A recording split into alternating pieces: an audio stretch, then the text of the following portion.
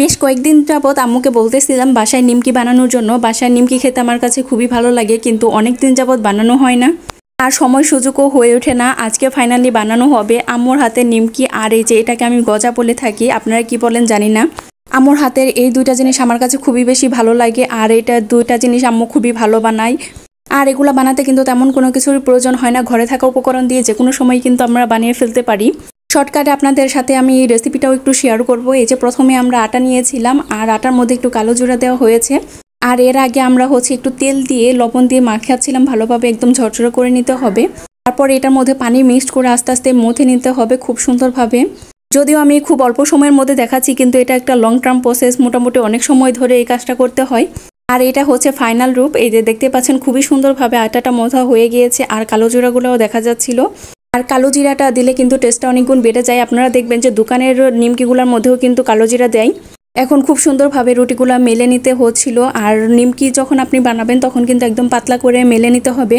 মেলে নিতে হবে বলতে বেলে নিতে হবে, আমি এইভাবেই বলি। আর যদি আপনি গজা বানান তাহলে একটু মোটা করে বেলবেন, এই যে এই পরিমাণ মোটা করলেই হয়ে যাবে। তারপরে জাস্ট ছুরি দিয়ে আপনারা কেটে নেবেন, এই যে এইভাবে লম্বা করে কেটে নিতে হবে। আপনারা আপনাদের সিস্টেম মতন কেটে নেবেন, তাহলেই কিন্তু হয়ে যাবে। মোটামুটি একটা ধাপ কমপ্লিট হলো, আরও কিন্তু দুইটা ধাপ আছে। এটাকে ভাজতে হবে প্রথমে, তারপরে কিন্তু চিনি শিরায় ডুবাতে হবে। আমাদের তো প্রথম ধাপ কমপ্লিট হয়ে গেছে, আরও দুইটা ধাপ রয়েছে। আপনারা অলরেডি বুঝতেই পারছেন যে আরও কী কাজ বাকি আছে। এটা কিন্তু একদম ডুবো তেলে এরপরে ভাজতে হবে। প্রথম ধাপটা কিন্তু কমপ্লিট করেই ফেলেছি। এই যে আপনারা আপনাদের প্রয়োজন মতন কেটে নেবেন, সুন্দর সাইজ করে নেবেন। সন্ধ্যার নাস্তার জন্য নিমকি আর এই গজা আমি কিন্তু সবসময়ই রাখি, আর সবসময় আমাদের বাসায় বানানো হয়। আপনারা চাইলে কিন্তু এটা সংরক্ষণ করে রাখতে পারবেন, কারণ এটা অনেক দিন যাবতই সুন্দরভাবে থাকবে।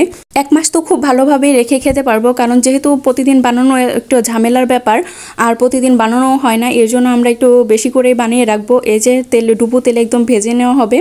নিমকি বানালে কিন্তু নিমকি ভাজার পরে আর কোনো কাজ থাকে না, নিমকি একদমই দুইটা প্রসেসের মধ্যে শেষ হয়। কিন্তু গজা যদি আমি বানাতে চাই তাহলে কিন্তু 3 নাম্বার স্টেপে যেতেই হবে। আর চিনি শিরার মধ্যে ডুবালে একটু মিষ্টি হবে, ওইটাই কিন্তু 3 নাম্বার ধাপ।